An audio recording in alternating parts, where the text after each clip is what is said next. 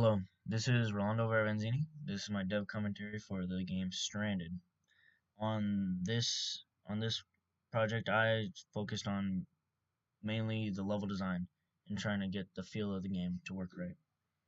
When we first were coming out with the game, I actually created some blockouts. Here's the original blockout for the first level, and it's where you start at the singular point right here, and you go through this first area, and you just kind of explore. The first thing we thought about with this game was that we wanted to create a game where you like utilize doors. So by being stuck in this room, there's two separate doors. The first one is the busted one that stands right in front of the character when you start. The secondary one is the one that's right here at the top of the stairs, which has a button where you can like open the door and go through. This allows the player to like understand that there will be interactive doors throughout the game that they can open up, and teaching them to be more like explore a bit more throughout the game. Right after that, there's a segmented part. What I wanted to do, I wanted to give them options, although the game is still in a linear path.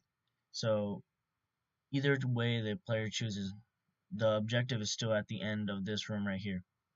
And both of these ways they loop around and lead the character to the same place. So it allows them to have the choice of freedom in the first level, but I'm still forcing them to go into the same area. That's what the plan was, and it ended up working pretty well, I think. Over here, we added some. Later on, once we added in the flares, we added flare boxes in certain rooms, so you were rewarded with extra flares by looking around in the different rooms. Once you get to this room, this is where you have to look for the exit. The exit is found because there's a sound that we chose to use to create, like, if it was a vent falling off, it's a metal clanking sound, and it alerts the player that something happened in there. In these hallways too, we decided to add a monster to try to create a threat in the level. At first, we just decided on allowing the player to know that there is a threat in the upcoming future. But later on, we decided that it'd be better if we introduced the threat at the first level, just so that there's more of a reason for them to be like alert.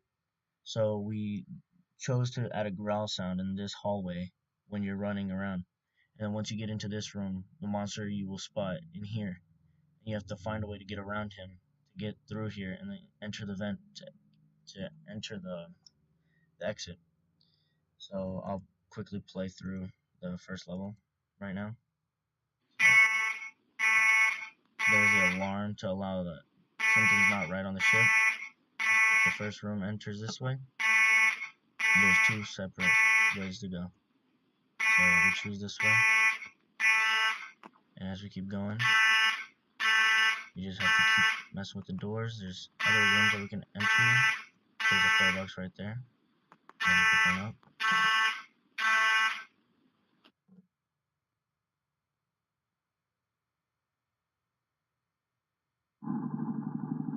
There's the sound of the creature.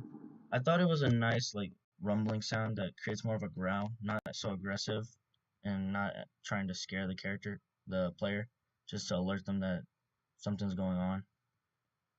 That was the main goal. And once you're in here, the monster's somewhere in here. There he is. So if we throw a flare over there, you can sneak in, and there's the exit. Now, while that loads in, I'll go ahead and show the secondary blockout. And this was what we decided we'd go for the second one. This time we were going to reward players for the choice that they make. And we start off in the vent that we just exited from the first level. And you start on a platform, like a catwalk. And it's the cargo area of the ship. And on the other side of the ship is the escape pods. So this was like where to release yourself from the ship. And the creature is spawned right here, and so right off the get go, you're introduced into the monster, and you have to find a way to sneak away without him catching up to you before you can get to the exit. And the choices that we decided was that there would be two different forms of obstacles. In the room on the top right here, it was more of a platforming obstacles where the monster will catch up to you if you stay on the ground, and we even blocked it off so that there's like a once you get past, there's no way that you can get around him. And so what we decided was to add stairs that you jump onto the lights, and as you keep jumping on from light to light, they'll fall off because they can't support your weight. And that's where the that's where the challenge comes with. You have to make sure that you're making the right jumps, because if you do not make them, then you can't go back, and you have to find a way to get out without like him catching up to you. And that leads you to the exit right here. And then on the other side is an extended cargo area, but less lighting and more obstacles of boxes and inventory that like clutter the way to like the exit. And it's supposed to be very symmetrical, so it's supposed to like cause the character to be more confused on like where they're going exactly. And the creature can like run through these objects because they're like the physical objects. He can just run right through them while the player cannot force themselves through. So he has to jump over them or like move around them and maneuver himself without being able to get caught by the creature. Both of these ways like will lead to the same goal, but it's just giving the player that certain choice and like choosing what they want to do. So now I'm gonna go ahead and play this one. So first off, you don't really see the monster, so you're in the clear, you believe. But then once you get around this corner, he's like hiding right in here. There he is. And so I'll go this way. And I'm like looking around. Obviously there's this way, but it's like everything looks kind of the same.